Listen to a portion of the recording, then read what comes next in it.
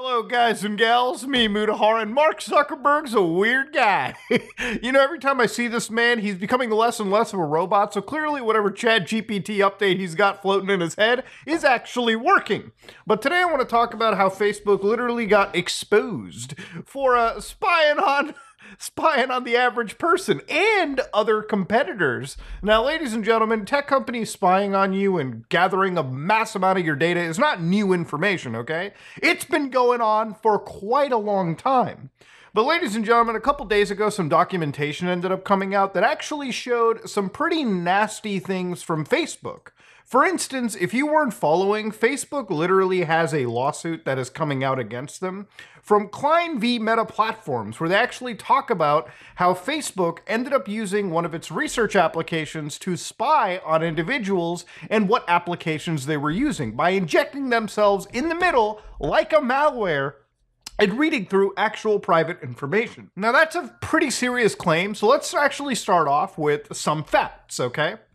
Now, back in the years of 2011, there was a company known as Onavo. Now, obviously, if you look at Onavo right over here, this is back in 2011, and they were releasing an early iPhone application.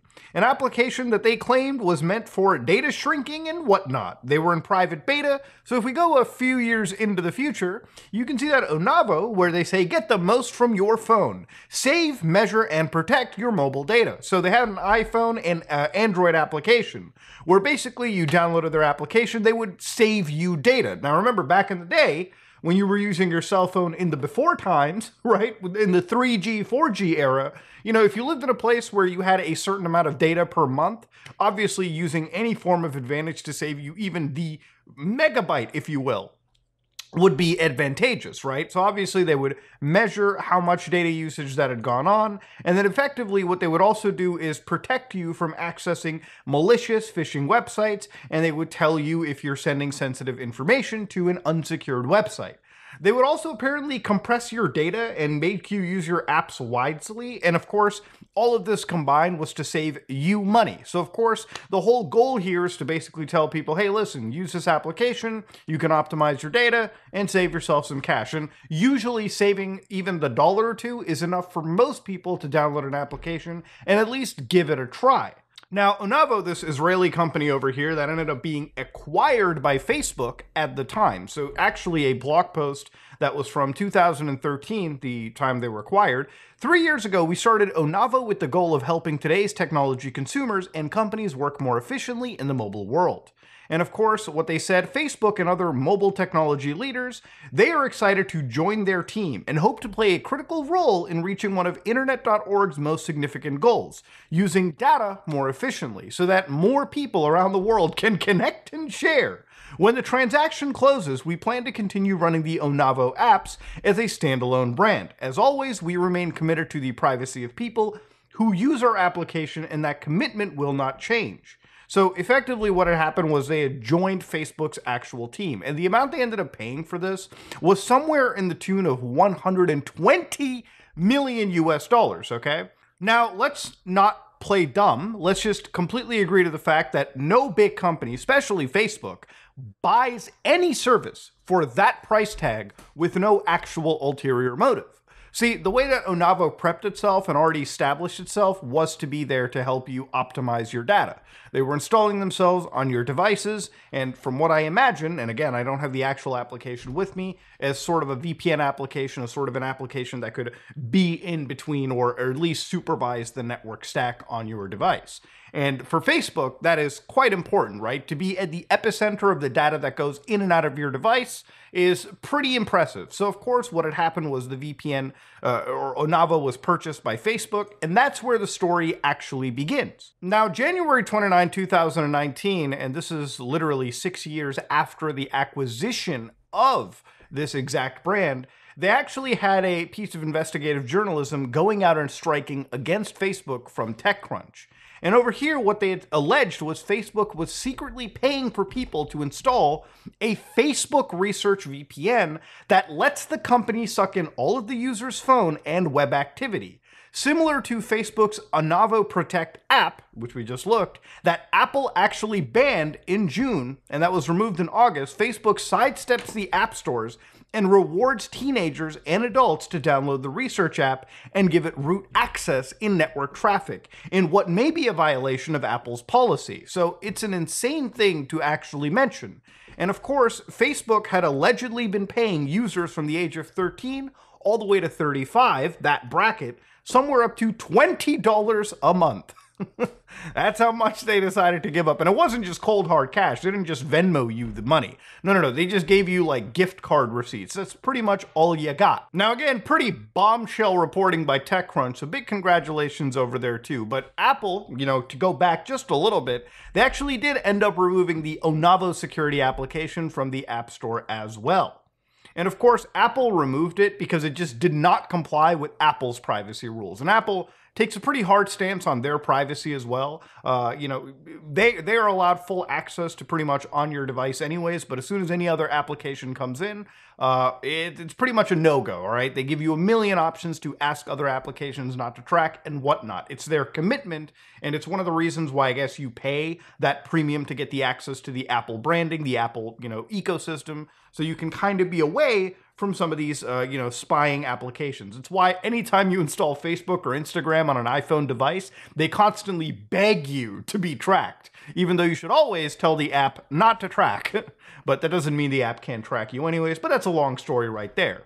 So Apple said, we work hard to protect user privacy and data security through the Apple ecosystem. With the latest update to our guidelines, we made it explicitly clear that apps should not collect information about which other apps are installed on the user's purpose for the purposes of analytics or advertising marketing. So again, if you were an app on the iOS platform, you can't just spy on what your competitors or other application packages are doing. That's never an okay, but of course to Facebook, that's not something they were willing to lie down and take it. Now, according to that TechCrunch article, Facebook actually did respond. Key facts about this market research program are being ignored. Despite earlier reports, there was nothing secret about this. It was literally called the Facebook Research App. It wasn't spying, as all the people who signed up to participate went through a clear onboarding process, asking for their permission, and were paid to participate. Finally, less than 5% of the people who chose to participate in this market research programs were teens, all of them with signed parental consent forms. To which TechCrunch actually responded and said Facebook did not publicly promote that VPN application itself and used intermediaries that often didn't disclose Facebook's involvement until users had begun the sign-up process. While users were given clear instructions and warnings, the program never stresses nor mentions the full extent of the data Facebook can collect through the VPN. A small fraction of the users paid may have been teens, but we stand by the newsworthiness of its choice not to exclude minors from this data collection initiative. So I actually agree. There's two things important over here. Obviously, if you have anything involving teenagers, it doesn't matter if 1% of your sample size that you capture are minors or 80%. The fact that you had them cross-mixed is already not a good sign. But the other thing is, I do doubt, obviously like TechCrunch, how much information they gave to the people jumping into this research application. How much did you actually tell them how much information was being taken? Because I would wager that 99% of the people you sit down and you tell them VPNs, they'll probably think, oh, I can watch Netflix from one country while sitting in another, right? Because that's all they may have ever heard of. How much would people use a VPN service if you told them straight up, all of your information data can be basically analyzed and transferred from point to point? That would be an interesting situation. I wonder if Apple decided to do, or not Apple, but I wonder if Onavo and Facebook or any intermediary decided to do just that. And when, according to TechCrunch, what it seemed like was obviously you go to the Facebook Research app, you download this, and it would say it wants to install Facebook Research. You hit install, and then of course you would install the Facebook application, and then you would install the enterprise certificate that would allow you to install this tool onto your device. That's how you kind of sideload applications to iOS. And this is obviously not good, all right? I wonder if this might even be violative of actual Apple policies, but we're long past that at this point, aren't we? Now, if you want to actually analyze this, I'm sure the APK file might be available. So if you've got like an Android emulator, or even if you've got an iPhone simulator through your MacBooks or Mac OS systems, you may be able to still play around with it. And it might be something that I may do for this video as B-roll as well, we'll have time to decide that. So now that we've got this situation, now some new bombshells have dropped. Some actual new information has come out literally days ago that may prove that this situation might have been as malicious as TechCrunch was claiming. So again, over here, there's actually a piece of documentation, 5 pages that we'll read through, where advertiser plaintiffs respectfully request that the court find this prima facie case exists under the crime fraud exception with respect to certain communications currently being withheld by Meta platforms. So again, one of the allegations over here is Facebook's IAAP program, which is In-App Action Panel, actually targeted competition by wiretapping the actual competitors. So here it says Mark Zuckerberg emailed 3 of the company's top executives a message titled Snapchat Analytics. Whenever someone asks a question about Snapchat, the answer is usually that because their traffic is encrypted, we have no analytics about them. Given how quickly they're growing, it seems important to figure out new ways to get reliable analytics about them. Perhaps we need to do panels or write custom software. You should figure out how to do this. And that was apparently written by Mark Zuckerberg. Insane stuff. So according to this, how they ended up doing it was basically by using the Onavo team, they created a kickoff presentation for a project they referred to as the Ghostbusters Project, which was apparently referring to Snapchat's corporate logo as well, a white ghost on a yellow background. The presentation recited Zuckerberg's question about Snapchat usage. So here they actually have like an email over here from Danny Ferrant to Javier Olivan, okay? The Onavo Research Task Force status update. So over here they said, this is my understanding. We developed kits that can be installed on iOS and Android that intercept traffic for specific subdomains, allowing us to read what would otherwise be encrypted traffic so we can measure in-app usage. So literally they are fucking spying, okay? That is actually an admission to spying. When you are decrypting traffic to read it, you are actually spying on traffic you were not supposed to read. That is a very, very objective situation to view. Our plan is to work with third parties like GfK, SSI, YouGov, UTest, who will recruit panelists and distribute the kits under their own branding. We already have proposals from several of these providers. The panelists won't see Onavo in the Nux or in the phone settings. They could see Onavo using specialized tools like Wireshark. So again, the idea is to create that separation, right? So obviously if the panelists are not seeing Onavo and then therefore Facebook, they're basically going to be looking at just these first third parties, GfK, SSI, YouGov, UTest. However, if they use tools like Wireshark, which is actual network monitoring tools, then they could find out that they were actually interacting with Onavo. This is very clearly, I guess, it's very just deceptive is what it is, right? Like that's what it's designed to be. The fact that I'm reading this email, right, allegedly, as it's written, is already disturbing right now, but it gets even worse. So according to the situation, what they said was, when they asked about how they were going to collect this encrypted data. So according to this, one of the emails, it said, we need to do an SSL bump. We need to understand the in-app activities. The goal requires us to get metadata that is on the app level to identify the signatures for action. For instance, we look at the analytics endpoints for other apps to understand what they care about. Do we unencrypt the metadata client side and then send this metadata back up to our servers? Or do we all send the data and then do analytics server side? We only decrypt the data for specific domains that contain signatures of actions and only send data of this domain to servers to analyze. The domain details are app specific, see 3H below for details. So what they effectively said, the technical data, for each app of interest, we have researcher to understand what signatures, endpoint, can indicate in-app actions. We collect the raw data, which is SSL traffic, from the client side to those domains. So before we continue and talk about SSL bumping like it's some crazy drug that we're doing in a rave, the way that any of this works is SSL encrypts the data that you transmit across the web. That's generally that's why it was made. So before the idea of, encryption, all of the all the traffic that we sent across the internet lines was in plain text. So the reason why this is bad, and I'll give a quick example, is let's say you're doing something like online shopping, right? Now, the thing is, if you are sending your credit card, number, the 3 digits on the back, the expiration, month and year, in plain text, somebody could yoink that data out and get access to your credit card information.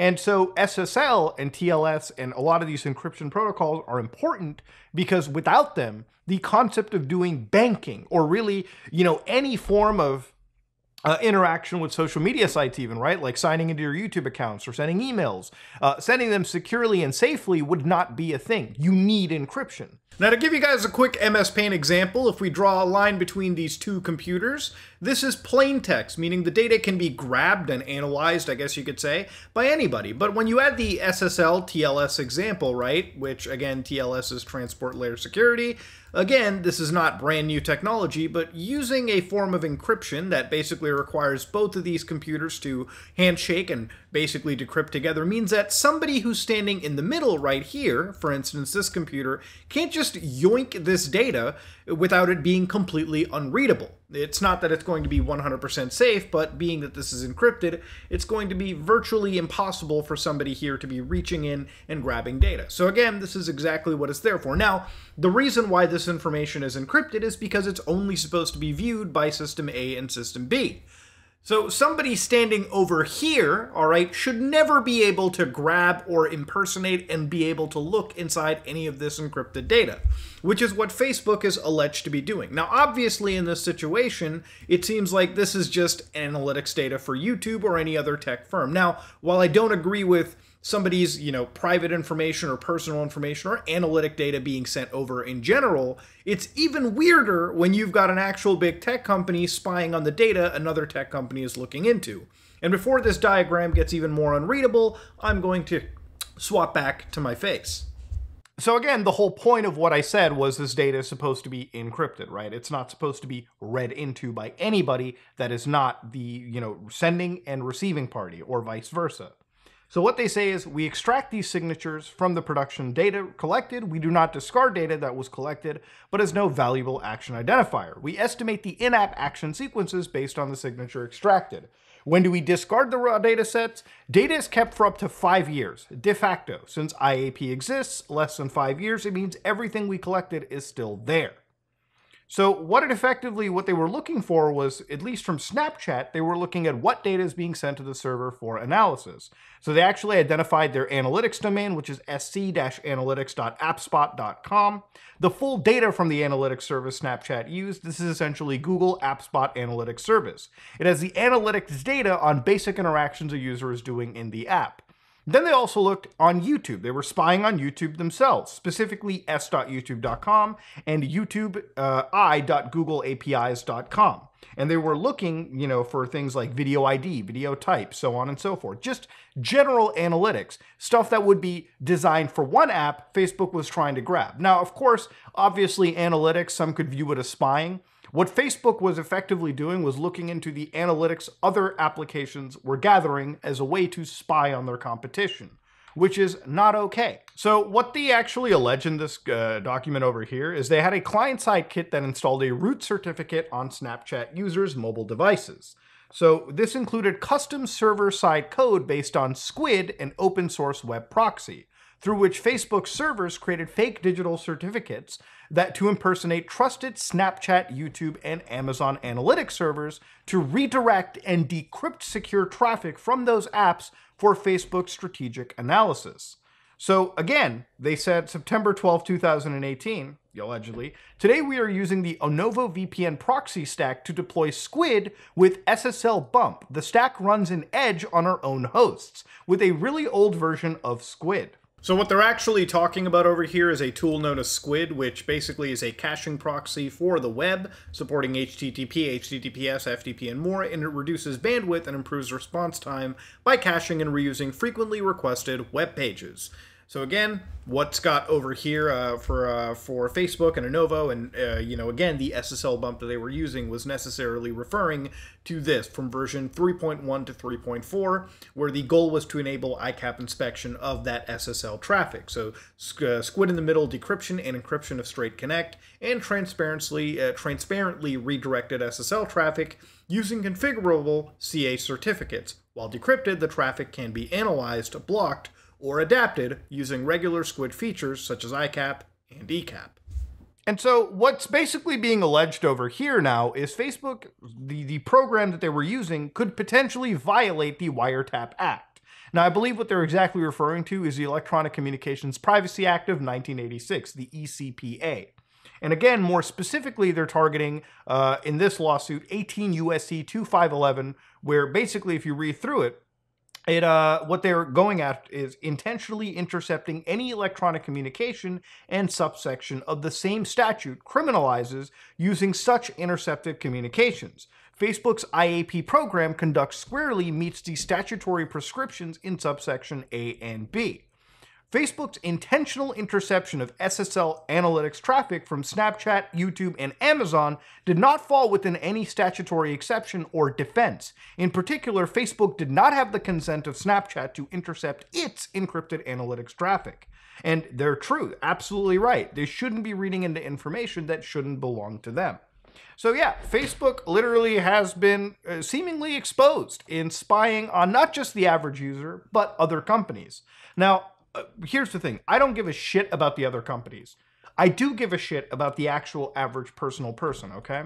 Look, at the end of the day, Facebook, this is disgusting. And it's one of the examples of people using VPN software anyways. Anytime there's free VPN software that exists, the danger is you're using something for free because you think, okay, sure, I get to watch, my Netflix show from another country for free. I don't have to pay for, any paid VPN service that exists out there. But you are creating a secure tunnel between you and another company, and they're basically getting full carte blanche access into your data. And that's effectively what Facebook had alleged to be doing in this situation as well, based on the information that has now seemingly come out. And this is one of those things where, again, for all the worst things Facebook has done, this by far is the most egregious and the scariest. Facebook is one of those companies, and most tech companies are like this too, let's not pretend, but Facebook is specifically evil for even trying to do any of this, especially when there are minors involved in any situation. When we sit in a world where we're already thinking of banning TikTok, I really think that there should be laws, like actual data privacy laws, that specifically criminalize this behavior, okay? Not even saying civilly. I think they should criminalize the behavior of potentially misleading a user into signing up for a service where, without their full realization, they're just giving up all their data, especially really private data, to a company like Facebook. But yeah, Facebook's been exposed, ladies and gentlemen. So yeah, wild, wild thing to come out. But hopefully you learned something today. Hopefully you figured out a bit how the internet works and keeps you safe. And also you figured out how sites like Facebook try to make you unsafe on the internet too. Ladies and gentlemen, this is me, Mutahar, and if you like what you saw, please like, comment, and subscribe. Just like it is, like it, I am out.